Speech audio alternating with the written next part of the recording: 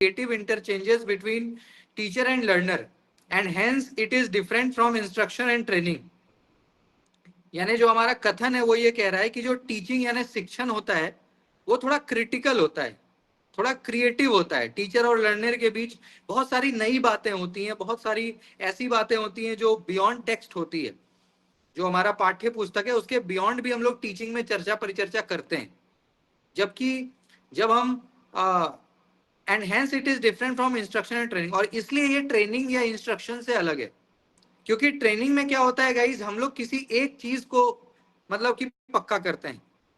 जैसे मान लीजिए गाइज कि आप गाड़ी ठीक करना सीख रहे हो, बाइक ठीक करना, तो वो एक ट्रेनिंग है कि आप बाइक रिपेयरिंग का काम सीख रहे हो। मान लीजिए 3 महीना आपने बाइक रिपेयरिंग का ट्रेनिंग किया, तो 3 महीना आप सिर्फ उसी को सीखिएगा।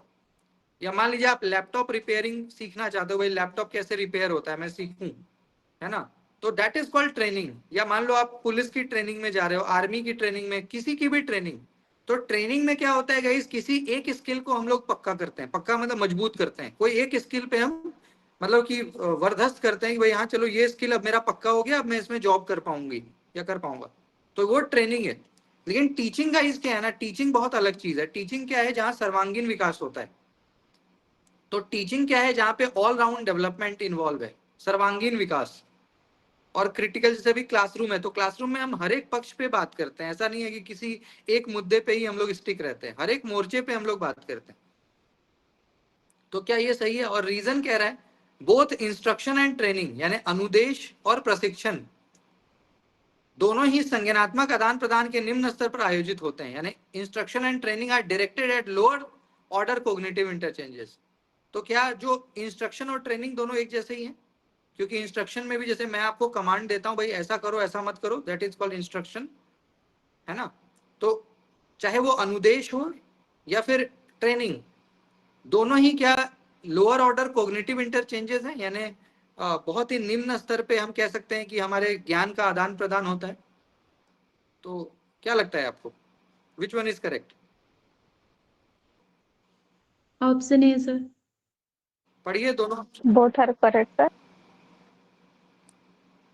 हाँ ठीक है, ऑप्शन ए करेक्ट होगा, क्योंकि देखो पहला तो खैर करेक्ट ही है।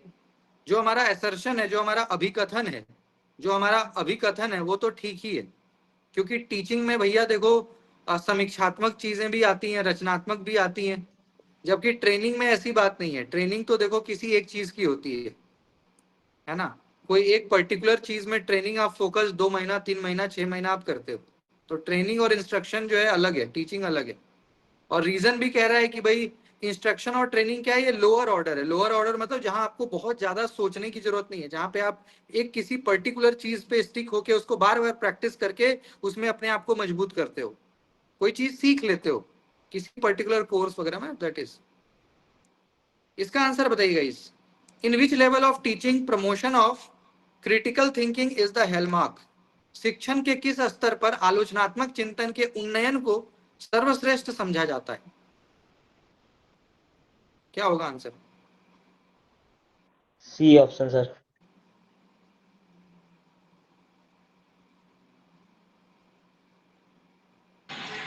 जी option C. C reflective level, obviously विमर्शी चिंतन स्तर। यानी गाइस देखो, वैसे तो 3 स्तर बताए गए हैं, मैंने आपको टीचिंग के 3 स्तर बताए। एक तो देखो मेमोरी लेवल होता है, जो सबसे छोटा स्तर है, स्मृति स्तर, जहाँ चीजों को आप याद रखते हो, रिमेम्बरिंग, रटना, रटना याद रखना, ऐसी बातें हैं। अंडरस्टैंडिंग में क्या है, चीजों को आप समझने लग जाते हो, एनालिसिस करने लग जाते हो, एक बोध बोध का भाव आ जाता है। किसी चीज को समझना, समझ के विश्लेषण करना, तो वो अंडरस्टैंडिंग है। और रिफ्लेक्टिव लेवल क्या है गाइस, जहां पे आप चिंतनशील यानी कि किसी चीज के बारे में विचार करते हो, मंथन करते हो, चिंतन करते हो, तब जाके किसी एक नए नतीजे पे पहुंचते हो कि हाँ भाई ऐसा होना चाहिए। जैसे कि कॉलेज और रिसर्च लेवल पे। तो ये रिफ्लेक्टिव लेवल एक ऐसा लेवल है जहाँ पे आपका जो थॉट है वो बहुत क्रिटिकल हो जाता है, आप क्रिएट करने की स्थिति में आ जाते हो कि मैं कुछ क्रिएट करूं, नए आइडियाज, नए प्रिंसिपल, नए लॉजिक। तो वो कब करोगे आप? जब आप एक्सपर्टीज आपको हो जाएगा, जब आप दक्ष हो जाएंगे किसी विषय में। तो ये होगा आंसर, ठीक है। इसका आंसर क्या होगा गाइस? सीबीसीएस का फुल फॉर्म क्या है?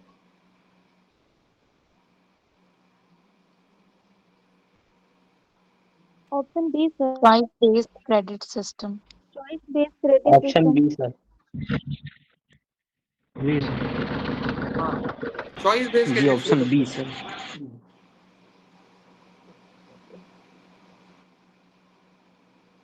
इसका आंसर बताइए गाइस। देखो ये भी मैंने आपको पढ़ा, मैच करना है। देखो एक तरफ तो स्वयं है, फिर स्वयं प्रभा है, फिर डिजी लॉकर है, फिर एनएडी यानी नेशनल एकेडमिक डिपॉजिटरी।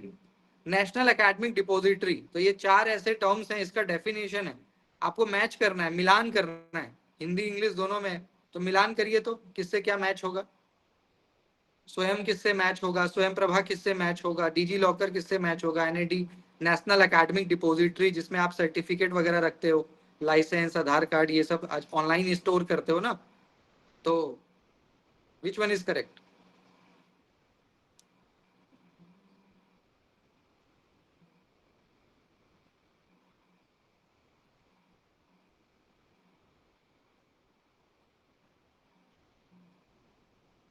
क्या होना चाहिए बताइए।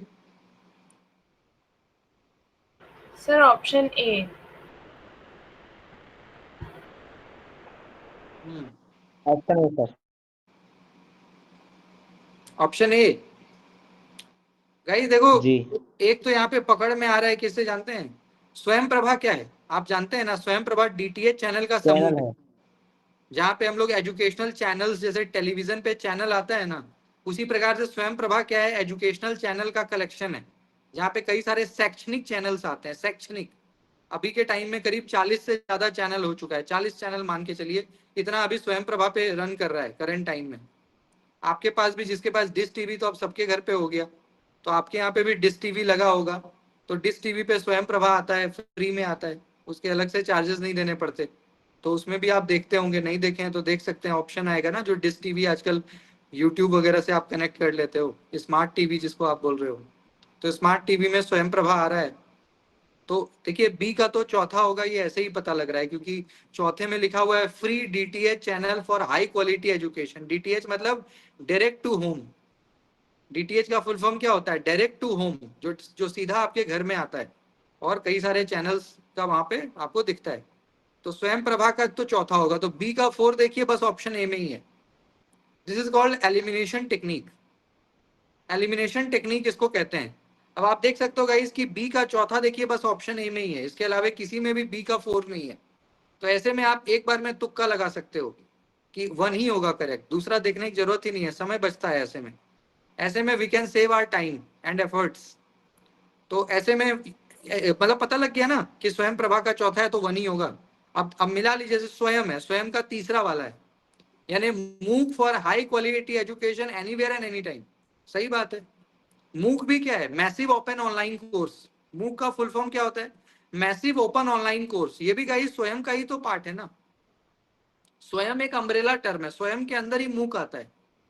स्वयं जो है वो पेरेंट है, स्वयं के अंदर ही एक मूक भी आता है। मूक भी स्वयं से ही जुड़ा हुआ है, दोनों एक ही है। मतलब स्वयं एक अम्ब्रेला, मतलब स्वयं एक पेरेंट है, उसी के अंदर एक मूक भी उसका एक उपक्रम है।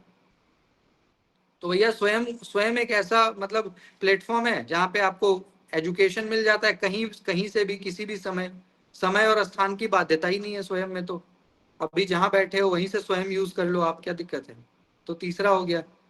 डिजी लॉकर और एनएडी सुनने में तो सेम एक जैसा ही लगता है, क्योंकि डिजी लॉकर में भी आप अपने डॉक्यूमेंट को लॉक करके रखते हो, और एनएडी का तो फुल फॉर्म ही है नेशनल एकेडमिक डिपॉजिटरी। तो दोनों में मिला जुला के डिपॉजिट ही कर रहे हो अपने डॉक्यूमेंट्स। लेकिन अंतर क्या है ये आप देख लीजिए। डिजी लॉकर में गाइस हम अपना पर्सनल डॉक्यूमेंट रखते हैं। पर्सनल, पर्सनल का मतलब क्या हो गया, जैसे आधार कार्ड हो गया, वोटर कार्ड है ना, लाइसेंस वगैरह, तो ये हमारे पर्सनल चीजें हैं। जबकि नेशनल एकेडमिक डिपॉजिटरी में हमारे डिग्री, मार्कशीट, जो एकेडमिक अवार्ड है, खास करके एकेडमिक अवार्ड जो आपको पढ़ाई के दौरान जो भी आपको मिला है ना, जो जॉब वगैरह में आपको, तो वो आप एनआईडी में रख सकते हो। बाकी डिजी लॉकर में आपका व्यक्तिगत जो है ना, जो हम लोग डॉक्यूमेंट्स बनवाते हैं, पासपोर्ट, वीजा, आधार कार्ड, है ना, वोटर कार्ड, लाइसेंस, लाल कार्ड, आयुष्मान कार्ड, ये सब डिजी लॉकर पे आप रख सकते हो। बाकी जो एकेडमिक से रिलेटेड चीजें हैं, है ना, वो एनआईडी पे। तो ऐसा है। तो ये होगा इसका आंसर। इसका आंसर बताइएगा। इस मैंने जो पढ़ाया है उसी का क्वेश्चन पूछ रहा हूँ आपसे। टीचिंग और रिसर्च कम्युनिकेशन, यही 3 टॉपिक से पूछ रहा हूँ। इसका आंसर बताइए गाइस, ये भी मैच करना है।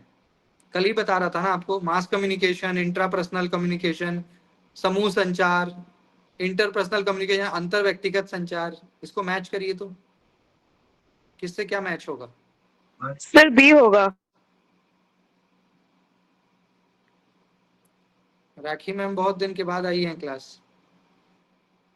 राखी मैम आप बहुत दिनों के बाद आए हैं क्या, या आते हो मुझे आज दिखे आप? यस सर, यस क्यों मतलब क्या, is everything fine?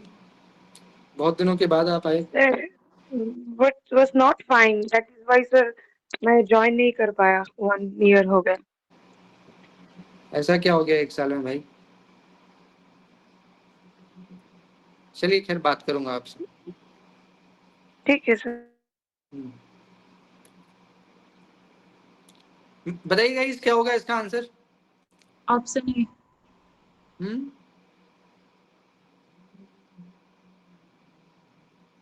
Option B होगा sir. Option sir B. Option number B होगा सर। मास कम्युनिकेशन को आप किससे मिला रहे हो? Corridor classroom for communicate with oneself. Oneself का तो इंट्रा होगा, बी का तो चलो तीसरा होगा, इसी से पकड़ में आ जाएगा। बी का तीसरा ए और सी में है। ग्रुप कम्युनिकेशन का मतलब हो गया corridor discussion, classroom teaching, group discussion में आ जाएगा। तो सी का 2 हो सकता है। सी का 2 हो गया, बी का 3 हो गया, ए का 4 हो जाएगा, ठीक है। डी का हो जाएगा आपका कॉरिडोर, अंतर व्यक्तिगत, कॉरिडोर डिस्कशन या गली में चर्चा। इसका आंसर ए होगा गाइस। मैंने कैसे पकड़ा पता है? इंट्रा पर्सनल मतलब, देखो इंट्रा मतलब क्या होता है, जब आप स्वयं से बात करते हो। अब आज के जमाने में हमारे पास वैसे भी बात करने के लिए लोगों की कमी हो रही है, तो आजकल इंट्रा पर्सनल मतलब रूम में बैठ के अकेले में बड़बड़ा रहे हो, सोच रहे हो क्या चल रहा है, क्या कर रहे हैं। इंट्रा पर्सनल कोई नहीं है बात करने वाला, तो खुद से बात कर रहे हो, सोच रहे हो, कुछ कुछ दिमाग में आ रहा है, दिमाग में ही प्लानिंग कर रहे हो आगे क्या करना है, what's going on, what we need to do further. तो इंट्रा पर्सनल व्यक्तिगत संचार, सॉलिलॉकी, 1 to 1 अपने आप से बात करना। तो ये तो देखिए आपका, देखिए स्वयं के साथ संचार तो तीसरा हो गया, तो बी का तो 3 होगा, है ना। इसके बाद आपका जो है मास कम्युनिकेशन में गाइस क्या है, मैकेनिकल। क्योंकि मास कम्युनिकेशन देखो हजारों लोगों को जोड़ता है ना, लाखों लोगों को, करोड़ों को जोड़ता है, तो वहां तो मैकेनिकल यानी मशीन के थ्रू होता है ना। जो टेलीविजन वगैरह पे हम संचार करते हैं, टेलीविजन के थ्रू हमारे पास, तो वो तो मैकेनिकल है ना, मशीन के थ्रू हम तक बात आ रही है।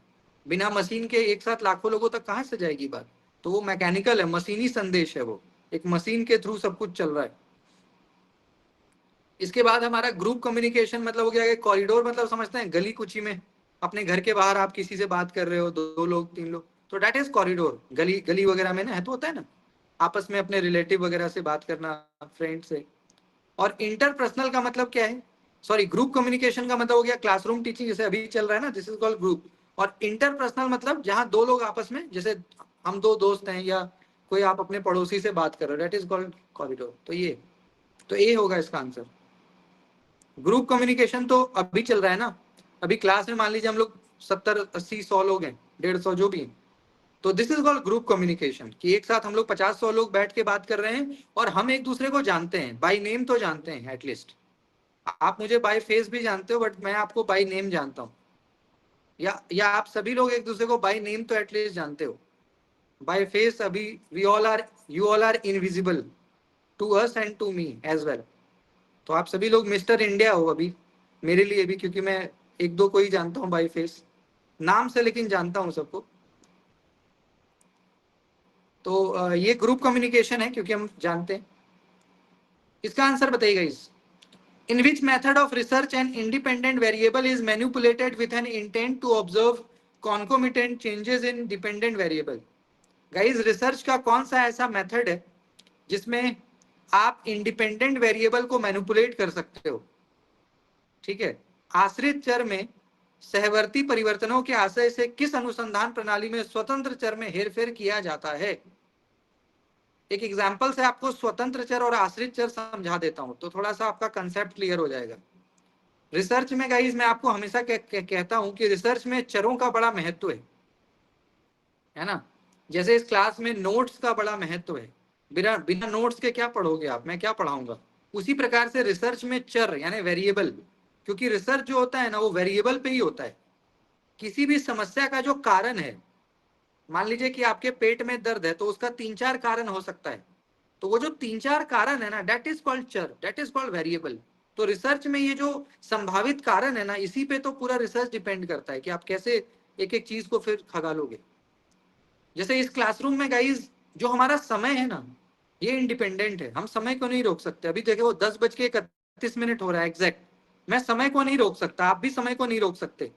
तो ये क्या है गाइज, इंडिपेंडेंट है। इस क्लास में जो समय है, हम भले ही बात करें चाहे पढ़ें, लेकिन हम समय नहीं रोक सकते, एक बात। दूसरी बात, बाहर का जो भी मौसम है, अभी बारिश हो गई, अभी गर्मी हो गया, वो क्या है, इंडिपेंडेंट है गाइज, उसको हम कंट्रोल नहीं कर सकते, वो प्राकृतिक है। तो जो चीजें हम और आप कंट्रोल नहीं कर सकते ना, वो इंडिपेंडेंट है। इंडिपेंडेंट माने जो होगा ही, जो होकर ही रहेगा, उसको हम आप नहीं रोक सकते। समय चलेगा ही, उसको रोक नहीं पाइएगा। जो बाहर का टेम्परेचर है उसको रोक नहीं पाएंगे आप, बदल नहीं पाएंगे आप, वो इंडिपेंडेंट है। लेकिन डिपेंडेंट कौन है, हम और आप। जैसे क्लास में जितने स्टूडेंट्स हैं, ये क्या है, डिपेंडेंट है। मतलब डिपेंडेंट का मतलब क्या होता है गाइस, कि जिसको हम, मान लीजिए कि जो टीचर, जैसे आप अभी मेरे पे आश्रित हो, या आप समय पे, हम लोग समय पे आश्रित हैं कि भाई समय से चीजें हो रही हैं, समय से क्लास चल रहा है। तो ऐसे ही रिसर्च में गाइस ये दो दो टर्म आता है, कुछ चीजें इंडिपेंडेंट हैं और कुछ चीजें इंडिपेंडेंट, मतलब मैंने बोला ना, विच इज नेचुरल, जिसको हम चेंज नहीं कर सकते। हमारी उतनी हैसियत नहीं कि हम समय को रोक लें, हम पर्यावरण को रोक लें, हम तापमान रोक लें, है ना, या और भी ऐसी चीजें। बट डिपेंडेंट वो है जो चेंज हो सकता है। जैसे आपको मैं अभी चेंज कर सकता, चेंज मतलब कि टॉपिक बदल सकता हूँ, कुछ और पढ़ सकते हैं, तो हम लोग आपस में एक दूसरे के लिए चेंज हो सकते हैं, है ना। तो डिपेंडेंट, तो ऐसे ही रिसर्च भी जब आप करिएगा तो वहां पे आपको मतलब कि स्वतंत्र चर भी मिलेगा और आश्रित चर भी मिलेगा, तो दोनों को आपको लेके चलना है। तो ऐसा कौन सा रिसर्च का मेथड है जिसमें आप मतलब इंडिपेंडेंट वेरिएबल को मैनिपुलेट कर सकते हो, स्वतंत्र चर में हेरफेर किया जाता है? ऐसा किसमें करते हो, बताइए क्या होगा answer? D, experimental method, experimental method. वही होगा सर और किसमें? Option number D sir. क्योंकि ऑप्शन ए है, जानते हैं, एक्स पोस्ट फैक्टो, बड़ा इंटरेस्टिंग है, एक्स पोस्ट फैक्टो मेथड, इसमें तो होगा नहीं। एक्स पोस्ट फैक्टो का क्या मतलब होता है? एक्स का मतलब क्या होता है, जैसे आप कहते हो ना, मैं एक्स प्रेसिडेंट हूँ, मैं एक्स प्राइम मिनिस्टर हूँ, मैं एक्स होम मिनिस्टर हूँ, मेरा ये एक्स फ्रेंड है। तो एक्स मतलब जो पुराना है, जो बीत गया, एक्स मतलब जो बीत गया, जो पूर्व। और पोस्ट का मतलब क्या होता है गाइस, बाद। पोस्ट मतलब बाद और एक्स मतलब पहले। फैक्टो माने तथ्य और मेथड मतलब विधि, यही इसकी परिभाषा है। इसका मतलब कि जो चीजें पहले हो चुकी हैं, मान लीजिए गाइस कि मेरे जीवन में पहले कई सारी घटना हो चुकी है, तो पहले जो घटना हुई है उसके अनुभव से मैं आगे आने वाले समस्याओं का समाधान करूंगा, that is called x post facto method. यानी पुराने जो मेरे फाइंडिंग्स हैं, पुराने जो मान लीजिए कि चीजें अवेलेबल है मार्केट में, इंटरनेट पे, पुरानी चीजें, उसका अध्ययन करके आने वाली समस्याओं का समाधान करना, that is called x post facto method. ये कई बार एग्जाम में आता है, इसमें कंफ्यूज भी होते हो आप, इसलिए मैंने एक एग्जांपल दिया। एक्स मतलब पुराना, जो पुराने रिसर्चेस हैं, पुराने फाइंडिंग्स हैं, पुराने कंक्लूजन है, पुरानी जो तथ्य हैं, उसको यूज करना किसके लिए? वर्तमान और भविष्य में आने वाले समस्याओं का समाधान करने के लिए। तो एक्स पोस्ट फैक्टो, ठीक है। ऐसे ही केस स्टडी मेथड क्या है, जिसमें आप हम लोग कंपैरिजन करते हैं ना। केस स्टडी में हम क्या करते हैं, कंपैरिजन। जहाँ पे गाइस मान लिया कि जैसे भारत है, पाकिस्तान है, तो दोनों में हम एक केस स्टडी मतलब एक तुलना कर रहे हैं कि दोनों में कौन बेहतर है और क्यों बेहतर है, कैसे बेहतर है, दोनों के पास क्या संसाधन है, क्या। तो केस स्टडी, जहाँ पे हम एक तुलना, कंपैरिजन करके रिजल्ट निकालने की कोशिश करते हैं। डिस्क्रिप्टिव भी वही है, जहाँ पे चीजों को आप वर्णन करते हो ना। और एक्सपेरिमेंटल तो देखो ये पूरा साइंस मेथड है, हिट एंड ट्रायल।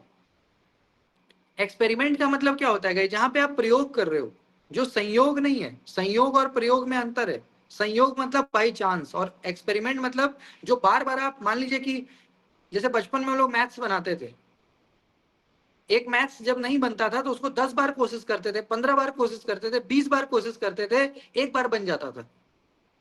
जब किसी मैथ का क्वेश्चन हम लोग बचपन में 9th-10th में बनाते थे, 15 बार, 20 बार, 25 बार, तो धीरे धीरे करते करते एक बार सही आंसर आ जाए। This is called hit and trial, कि आपने किसी समस्या का समाधान करने के लिए बार बार प्रयास किया, बार बार प्रयास किया, मल्टीपल एफर्ट्स लगाए, 25 बार ट्राई किया, एक बार सही निकल गया, सही निकल गया तो हो गया आपका काम। This is called experiment. 10 तक तो हम सबने साइंस पढ़ा है, तो फिजिक्स लैब, केमिस्ट्री लैब तो आप जीवन में कभी ना कभी गए ही होंगे। वहां हम लोग क्या करते थे, यही तो करते थे, एक्सपेरिमेंट। 10-15 बार 20 बार ट्राई करते थे, एक बार उत्तर आ जाता था, हो गया काम। यही होता है ना साइंस लैब में, तो यही है। तो एक्सपेरिमेंटल मेथड यानी प्रयोगात्मक प्रणाली एक ऐसी प्रणाली है जहां पे आप किसी भी चर को थोड़ा मैनिपुलेट कर सकते हो ताकि आपका रिजल्ट आ जाए, क्योंकि वो उसका नाम ही है प्रयोग। तो प्रयोग में हम कुछ भी चीज को बदल सकते हैं, थोड़ा हेरफेर कर सकते हैं ताकि हमारा परिणाम आए। हेरफेर करिएगा तभी परिणाम आएगा। आप मान लीजिए पढ़ रहे हो लेकिन आपका रिजल्ट नहीं आ रहा, तो थोड़ा पढ़ाई में हेरफेर करते हो ना। मान लीजिए कि आपने मेहनत तो खूब करी लेकिन परिणाम नहीं आया, तो पढ़ने का तरीका बदल दो। उससे भी परिणाम नहीं आया तो और तरीका बदलो, पर हमें तो मिला जुला के रिजल्ट चाहिए ना। तो हेरफेर वही होता है, मैनिपुलेट, मतलब तरीके को बदलना। तो ये एक्सपेरिमेंट में होता है, टू गेट रिजल्ट। ठीक है,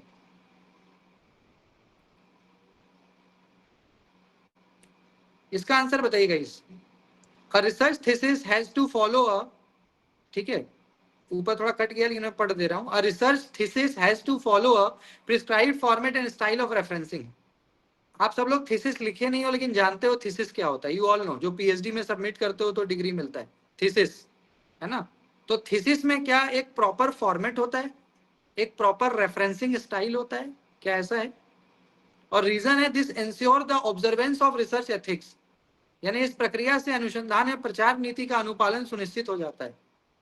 यानी कि रिसर्च थीसिस में अगर आप रेफरेंसिंग करिएगा, फॉर्मेट को मानिएगा, तो क्या होगा गाइस कि आपका जो है रिसर्च एथिक्स जो है बिल्कुल, मतलब एक तरह से आप सारे नियम कानून को ठीक ठाक, एथिक्स का मतलब क्या होता है, नियम कानून, तो आप नियम कानून का ठीक ठाक पालन करिएगा, प्रचार नीति का अनुपालन सुनिश्चित हो जाएगा आपका, अगर आप एथिक्स को मानिएगा, रेफरेंसिंग वगैरह करेंगे तो क्या लगता है आपको, विच वन इज करेक्ट?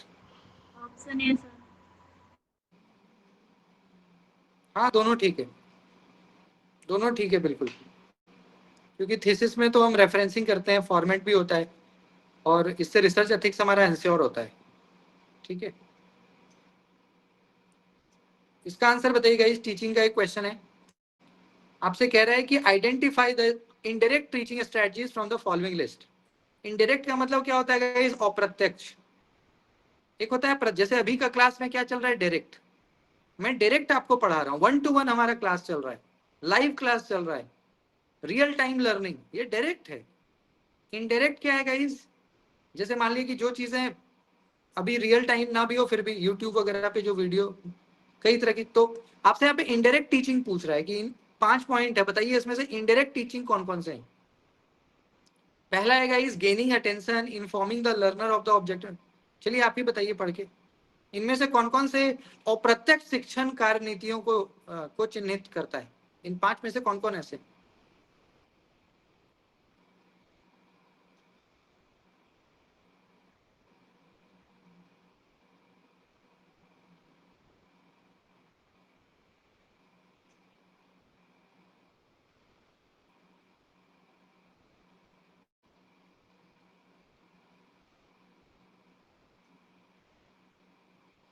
क्या होना चाहिए बताइए, ट्राई करिए एक बार, which one is correct?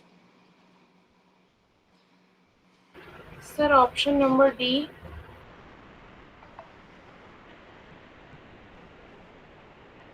Sir, option number first, sir. B, D, E.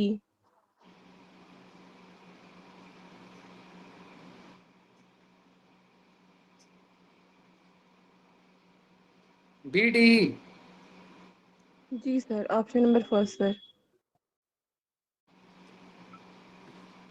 यानी आप ए को कट कर रहे हो, gaining attention, informing the learner of the objective and presenting the stimulus material, ध्यान आकर्षण अधिगमकर्ता को एक उद्देश्य की प्रोत्साहन से प्रस्तुत करना। ठीक है, और जैसे इसमें एक इसको पकड़ने का तरीका एक ये भी है एलिमिनेशन से, जैसे ई वाला जो है ना, ई फॉर इंग्लैंड जो है, encouraging students to use references from their own experiences, यानी अपने अनुभव से आप जो है काम करिए, विद्यार्थी को आप प्रोत्साहित करिए कि वो अपना अनुभव लगाए, खुद से काम करे। यही तो इनडायरेक्ट है, जहाँ पे टीचर मदद नहीं कर रहा है, बच्चे खुद से कर रहे हैं, तो ई तो होगा। तो ई होने का मतलब है या तो ऑप्शन ए करेक्ट है या तो डी है। क्योंकि ई और ऑप्शन में है नहीं, तो ए या डी है। अब इन दोनों में देखिए डी कॉमन है, तो डी तो होगा। डी के अलावे आप बी और सी को पकड़िए, तो कॉन्सेप्ट बिल्डिंग फॉर एग्जाम्पल है ना, तो बी वाला ठीक है, ए फॉर अमेरिका करेक्ट होगा, क्योंकि डी और ई तो देखो होगा ही होगा, डी और ई जो है वो तो होगा ही होगा, इसके अलावा बी, तो ए इसका करेक्ट आंसर है। इनडायरेक्ट टीचिंग स्ट्रेटजीज, अप्रत्यक्ष शिक्षण कार्यनीति, ये तीन होंगे, बी डी और ई। एक लास्ट क्वेश्चन बताइए, फिर हम अपने टॉपिक पे चले जाएंगे। Which of the following is designated as key behavior of effectiveness of teaching as evident from researches? यहाँ पे कई 4 ऑप्शन है, आपको बताना है कि इनमें से कौन ऐसा है जो की बिहेवियर है ऑफ इफेक्टिवनेस ऑफ टीचिंग, यानी कि अनुसंधानों में प्रभावी शिक्षण का मुख्य व्यवहार किसे माना गया है। यहाँ पे 4 ऑप्शन है और आपको बताना है कि which of the following is designated as key behaviour of effectiveness of teaching as evident from researches. क्या होना चाहिए answer? Sir option D.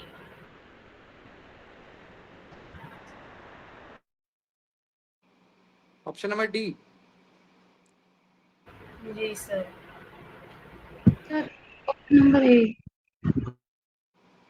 Sir option number A. क्या होना चाहिए आंसर बताइए?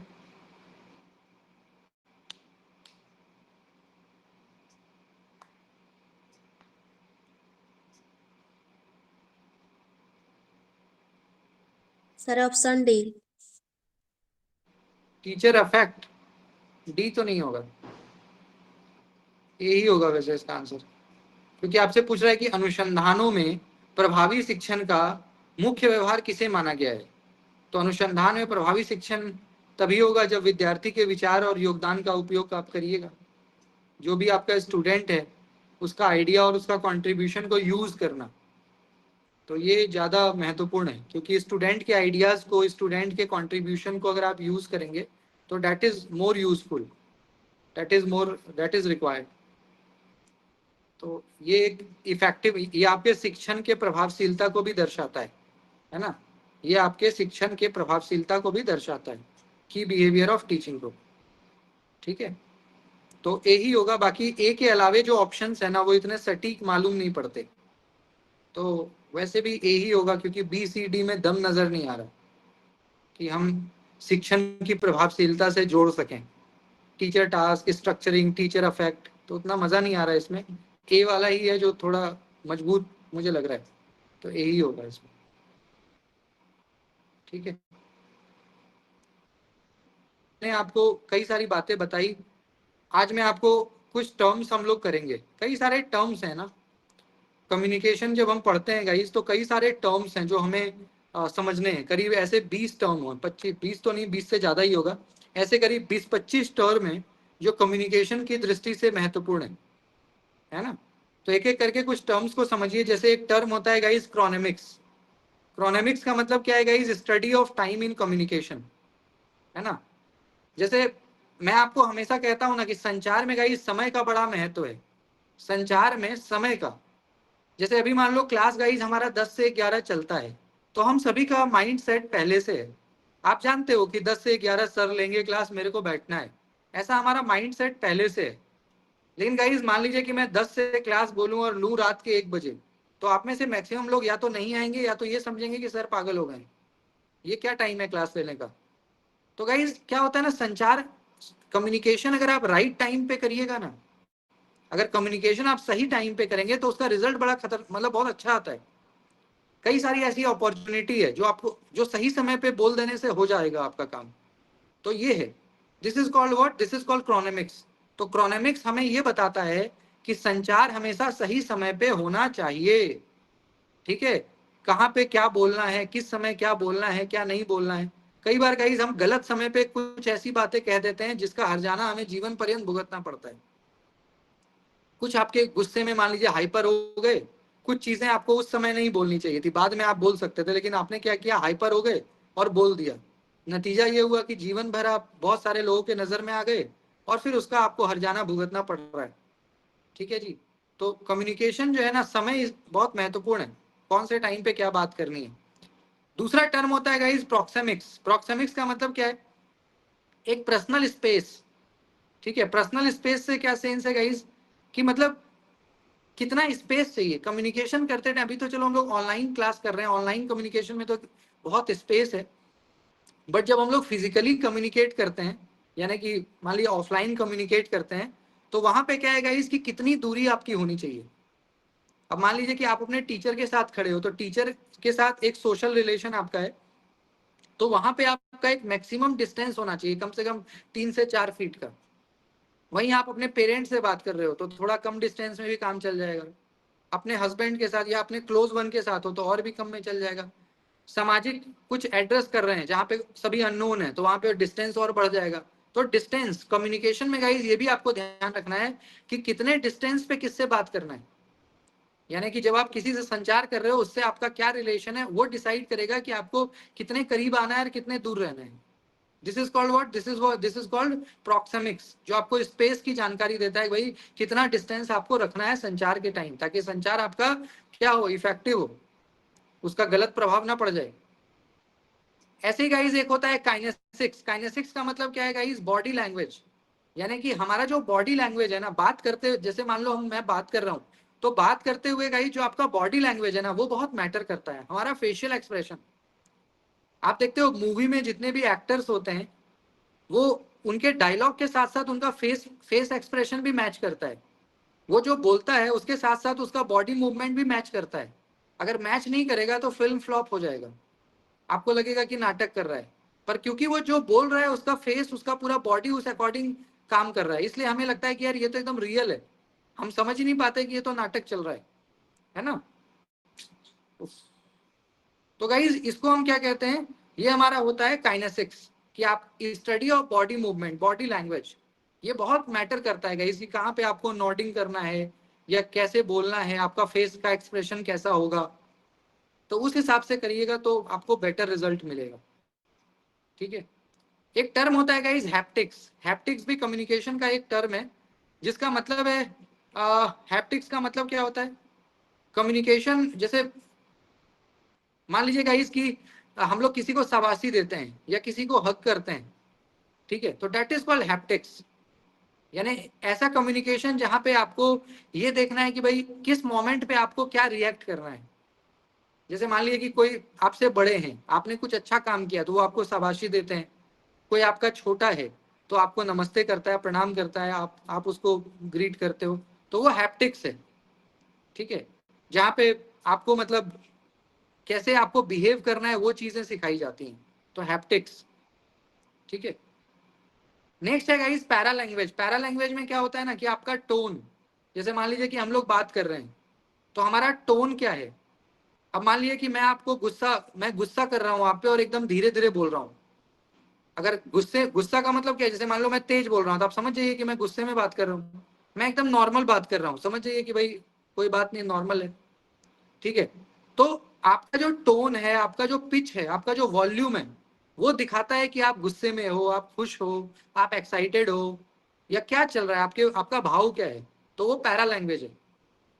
कई बार हम लोग रीडिंग करते हैं ना, जैसे पोम वगैरह पढ़ते हैं, कई बार स्टेज पे जाके कोई परफॉर्मेंस देना होता है, कई बार स्टेज पे जाके पब्लिक स्पीकिंग करना होता है, परफॉर्मेंस करना होता है, तो देखते हो वहां पे ये बड़ा महत्व रखता है कि आप कैसे पढ़ रहे हो, आपका पढ़ने का तरीका कैसे है, कहाँ पे आपको लाउड होना है, कहाँ पे धीरे बोलना है, कहाँ पे आपको हंसना है, कहाँ पे रोना है, कहाँ गाना है, वो सब चीज आपको, तो that is called para language, कि आपको पता है कि आपकी टोन कब कैसे होनी चाहिए, आपका वॉइस कब कैसे होना चाहिए। ठीक है, आपका वॉल्यूम, स्पीड। ठीक है, कई बार हम मान लो बहुत तेजी में बोल गए जहां पे आपको थोड़ा धीरे बोलना था, ताकि सब लोग समझ पाए, सबको सुनाई दे पाए, तो this is called para language. बहुत इंपॉर्टेंट टर्म है ये, मैच दी फॉलोइंग में आजकल बहुत आता है पैरा लैंग्वेज, है ना, पराभाषा, जहाँ पे आप टोन, स्पीड, ना पॉज वगैरह ये सब देखते हो, ताकि आप एक अच्छे स्पीकर हो पाए, एक अच्छे कम्युनिकेटर हो पाए। ठीक है, एक ऐसे ही गाइस टर्म है गेट कीपिंग। गेट कीपिंग का मतलब क्या होता है गाइस, जैसे हमारा गार्ड होता है ना, आपके स्कूल में, आपके कॉलेज में क्या होता है, गेट पे गार्ड होता है। वो गार्ड जिसको चाहेगा वही अंदर आएगा, जिसको नहीं चाहेगा बाहर ही रोक देगा, इतना उसको पावर दिया जाता है ना, तभी ना वो गार्ड है। इसी प्रकार से गाइस गेट कीपिंग भी वही काम करता है कम्युनिकेशन में, खास करके मास कम्युनिकेशन में गेट कीपिंग का काम होता है, जहां पे बहुत सारे न्यूज हम तक आप तक आने ही नहीं दिया जाता। मान लीजिएगा इसकी देश के कोई बहुत बड़े इंडस्ट्रियलिस्ट हैं, मान लीजिए कि अडानी अंबानी, ऐसे कोई बड़ा व्यक्ति है जिसने कोई गलत काम कर दिया, उसके फैक्ट्री में 3-4 लोग मर गए। मान लीजिएगा इसकी किसी बड़े व्यक्ति के फैक्ट्री में 4-5 लोग जो है काम करते टाइम एक्सपायर हो गए। अब ये न्यूज में चलेगा, न्यूज में चलेगा तो उसको कम से कम 50-50 लाख रुपया का मतलब कि देना पड़ेगा उसको, कि वहाँ भाई मेरे काम करते टाइम मेरे इम्प्लॉई। अब उसको लगा कि यार एक काम करते हैं कि ये न्यूज में चलेगा तो 10 लोग मरा, 50 दही के 5 करोड़ रुपया का खर्चा है, एक काम करो न्यूज वाले को ही 5-10 लाख रुपया दे करके सलटा दो मामला। तो न्यूज में चलेगा नहीं, जनता तक पहुंचेगा नहीं, हल्ला गुल्ला होगा नहीं, ऐसे ही स्वाहा कर दो, शांत कर दो। तो आजकल ये बहुत होता है गेट कीपिंग। तो मीडिया में क्या होता है गाइस कि बहुत सारी खबरें, मीडिया को तो सब पता रहती है ना क्या चल रहा है देश में, नहीं, बट सारी चीजें हम आप तक यानी जनमानस तक नहीं आ पाता, क्योंकि हम तक आप तक पहुंचने से पहले वहां पे बोरा में पैसा पहुंच जाता है। एक बोरा पैसा पहुंच गया, जो खबर आना है वो रुक गया। हम तक आप तक आएगा तब ना आप हल्ला गुल्ला करिएगा, चिल्लाइएगा बैठ करके सड़क पे। तो गेट कीपिंग, ठीक है, ये प्रिंट मीडिया में भी है, इलेक्ट्रॉनिक मीडिया में। नॉइज आपको पता ही है गाइस, कई बार कम्युनिकेट करते टाइम नॉइज क्या है, एक तरह का डिस्टरबेंस है, एक तरह का डिस्टरबेंस है, जो क्या होता है कि नॉइज अगर होगा तो कम्युनिकेशन इनकम्प्लीट हो जाता है। फिर अभी मैं आपसे बात कर रहा हूं और एक बीच में मान लीजिए कोई चिल्लाने लग जाए, हंसने, नॉइज, तो क्या होगा, मेरी बात आप तक 100% जा नहीं पाएगी। तो नॉइज क्या है, एक तरह का डिस्टरबेंस है, एक तरह का बैरियर है, बाधा है कम्युनिकेशन में। फीडबैक आप जानते हैं। एनकोडिंग का मतलब क्या है गाइस, जैसे मान लीजिए जो सेंडर होता है, मैं अभी क्या हूं, सेंडर हूं, प्रेषक हूं। मैं इस क्लास में क्या हूं गाइस, प्रेषक, सेंडर हूं। तो मैं क्या करूंगा गाइस कि जो चीजें मुझे समझ आएगी वो मैं क्या करूंगा, आप तक इनकोड करूंगा, यानी आपको क्या करूंगा, बताऊंगा। तो इनकोडर, इनकोडिंग का मतलब क्या होता है गाइस कि आप अपने थॉट को जो है ना वर्ड्स में कन्वर्ट करते हो। जैसे मेरा कोई थॉट है तो उसको मैं क्या करता हूँ, शब्दों में, मुझे जो भी समझ में आ रहा है मैं अभी उसको बोल रहा हूँ और आप उसको समझ रहे हो। दिस इज कॉल्ड एनकोडिंग, कि मेरे दिमाग में चीजें आती जा रही हैं, मैं उसको बोलता जा रहा हूँ और आप उसको समझते जा रहे हो। तो मैं एनकोड कर रहा हूँ, अपने दिमाग की बात को बोल रहा हूँ और आप समझ रहे हो, तो एनकोडिंग। डिकोडिंग जस्ट इसका उल्टा है। मान लीजिए कि मैंने जो बोला, आपने उसको कैसे समझा। देखो सभी का समझने का तरीका अलग होता है। मैं किसी चीज को जैसे समझ रहा हूं, आप उसको वैसे, तो सभी का क्या है, समझने का तरीका अलग होता है। तो डिकोडिंग, आपने किसी चीज को अलग समझा, मैंने अलग समझा, तो डिकोडिंग, ठीक है। तो डिकोडिंग का मतलब क्या होता है गाइस कि अंडरस्टैंडिंग, कि आपने मेरे मैसेज को कैसे समझा, इंटरप्रेट आपने कैसे किया। सभी का इंटरप्रिटेशन अलग हो सकता है। मैंने एक उदाहरण दिया, उस उदाहरण को आपने समझा अलग, कोई और अलग समझ सकता है ना। किसी बात को समझने का तरीका सबका अलग अलग हो सकता है, कोई इसको गलत समझ सकता है, कोई इसको अच्छा समझ सकता है, कोई, है ना। तो डिकोडिंग कौन करता है, रिसीवर, प्राप्त करता। जैसे आप लोग अभी क्लास में क्या हो, रिसीवर हो, प्राप्त करता हो। तो जो भी मैसेज आपको मैं दे रहा हूं वो आप अपने तरह से समझ रहे हो। अच्छा भी समझ सकते हो, बुरा भी समझ सकते हो, ये आपके मैच्योरिटी के ऊपर है, ठीक है। इसके बाद एक टर्म आता है guys, semantic barrier. Semantic barrier का मतलब क्या है कि किसी एक शब्द का गाइस मल्टीपल मीनिंग। जैसे कुछ ऐसे जोक होते हैं जिसपे, मान लीजिए मैंने कोई जोक किया, मैंने क्या किया, एक चुटकुला सुनाया। हो सकता है उस चुटकुले से इस क्लास के 50 में से 40 लोग हंसें और 10 लोगों को बहुत बुरा लगे कि सर यार अजीब बात कर रहे हैं, ऐसा नहीं बोलना चाहिए था आपको, ये चुटकुला नहीं है, ये तो इंसल्ट है। ऐसा हो सकता है ना। मेरा जोक कुछ लोगों को हंसी आ सकती है, यार ये तो बड़ा अच्छा जोक सर ने सुना दिया। कुछ लोगों को ये लग सकता है कि सर ये क्या स्टुपिडिटी है, तो इंसल्ट है। आपको ये मजाक नहीं बनाना चाहिए इन चीजों का, क्योंकि मजाक बनाने के लिए किसी का तो हम इंसल्ट करेंगे ना, तभी ना मजाक बनेगा। आपको हंसाने के लिए मुझे किसी का तो इंसल्ट, किसी का तो मजाक बनाइएगा। तो this is called semantic barrier. Semantic barrier का मतलब क्या होता है गाइस कि मल्टीपल मीनिंग, एक शब्द एक लेकिन अर्थ अनेक। मैंने आपको कोई चीज बोला, अब आपने क्या किया, आपके समझने का तरीका क्या है, तो वो चीज होता है, ठीक है। इसके अलावा गाइस ये सब तो आप जानते हैं, personal communication, group communication. Then guys एक टर्म है डायडिक कम्युनिकेशन। डायडिक कम्युनिकेशन इस बार भी एग्जाम में आया था। डायडिक का मतलब क्या होता है, टू वे। जैसे अभी का जो क्लास है ये क्या है, खास करके जैसे फोन कॉल पे बात हो रहा है ना, आपने मेरे को फोन किया, मैंने आपसे बात किया, तो टीचर स्टूडेंट आपस में, इज कॉल्ड डायडिक, जो द्विपक्षीय संचार है, जहाँ पे दो लोग आपस में बात कर रहे हैं। या आप दो स्टूडेंट आपस में बात कर रहे हो फोन पे, दो ही लोग हैं, तो दो ही लोग बात कर रहे हो ना, तो डाइडिक, डाई मतलब टू, डाई मतलब टू, जहाँ दो लोग क्या कर रहे हैं, आपस में बात कर रहे हैं, जैसे टीचर स्टूडेंट, ठीक है। तो इसको कहते हैं गाइस डाइडिक कम्युनिकेशन। ये सारे हमारे कम्युनिकेशन है, बाकी क्रॉस कल्चरल वगैरह ये सब हमने कर लिया था, ठीक है। अब गाइस हमारा ये सारे हमारे टर्म्स हैं, और जो टर्म्स मैंने इसलिए स्किप किया क्योंकि group communication, mass communication, interpersonal ये सब आपको पता है, ऑलरेडी करा चुका हूँ टाइप्स में, तो इसलिए मैंने उसको स्किप कर दिया। जो इंपॉर्टेंट टर्म्स थे प्रोक्सेमिक्स, ट्रोनेमिक्स, हैप्टिक्स, है ना, काइनेसिक्स, पैरा लैंग्वेज, नॉइज, ठीक है, तो ये बातें मैंने आपको बता दी। इसके बाद गाइस हमारा एक टर्म आता है इंटरकल्चरल कम्युनिकेशन। इंटरकल्चरल का मतलब क्या होता है, अंतर सांस्कृतिक संचार। अंतर सांस्कृतिक संचार का मतलब है गाइस जहां पे हम इंफॉर्मेशन को एक्सचेंज करते हैं बिटवीन डिफरेंट कल्चर और बैकग्राउंड। इंटरकल्चरल मतलब क्या है गाइस, अंतर सांस्कृतिक। जैसे मान लीजिए गाइस कि कोई बिहार का है तो कोई गुजरात का है, कोई महाराष्ट्र से है तो कोई मान लीजिए नेपाल का है, तो हो गया ना डिफरेंट कल्चर। बट गाइस हम सभी लोग मान लीजिए एक जगह पे इकट्ठा होकर पढ़ाई कर रहे हैं, इस क्लास में कोई नेपाल का भी हो सकता है, गुजरात का भी हो सकता है, महाराष्ट्र का भी हो सकता है, बिहार का भी हो सकता है। तो अलग अलग स्टेट का मतलब है अलग अलग कल्चर। हमारी मान्यताएं अलग होंगी, हमारा बिलीफ सिस्टम अलग होगा, हमारा खान पान अलग होगा, हमारा सोचने समझने का तरीका भी थोड़ा अलग हो सकता है। जो मेरे लिए अच्छा है वो आपके लिए बुरा हो सकता है। तो ऐसे में guys this is called intercultural, यानी अंतर सांस्कृतिक संचार, जो आज के समय में बड़ा प्रासंगिक है। क्योंकि गाइस अब पहले का समय नहीं रहा। पहले के समय में क्या होता था कि एक ही जगह पे पैदा होते थे, वहीं खेती करते थे, वहीं परिवार रहता था, और वहीं पे बूढ़े होते थे, वहीं मर जाते थे। 21वीं शताब्दी ने हर एक परिभाषा को बदल दिया। आज के समय में गाइस हम पैदा कहीं होते हैं, पैदा होने के बाद पढ़ने कहीं जाते हैं, पढ़ने के बाद इंटर्नशिप कहीं करते हैं, जॉब कहीं करते हैं, और फिर जॉब के दौरान पता नहीं कितने राज्य और कितने देश विदेश तक भी बदलते हैं। फिर रिटायरमेंट के बाद किसी और नई जगह पे जमीन घर खरीद के बस जाते हैं, फिर मरते हैं कहीं और। तो अब इतना जगह परिवर्तन होने लग गया ना। पहले इतना स्थान परिवर्तन नहीं था क्योंकि पहले इतनी अपॉर्चुनिटी नहीं थी, इतना ट्रांसपोर्टेशन नहीं था। जो जहां पैदा हुआ वहीं रहा, वहीं खेती किया, वहीं पढ़ा, वहीं कुछ अपना रोजगार किया, वहीं पे सब कुछ काम तमाम हो गया। आज के समय में ये संभव नहीं है ना। आप कहाँ पैदा होते हो, फिर कहाँ पढ़ते हो, कहाँ जॉब करते हो, फिर कहाँ बिजनेस करते हो, घूमते ही रहते हो।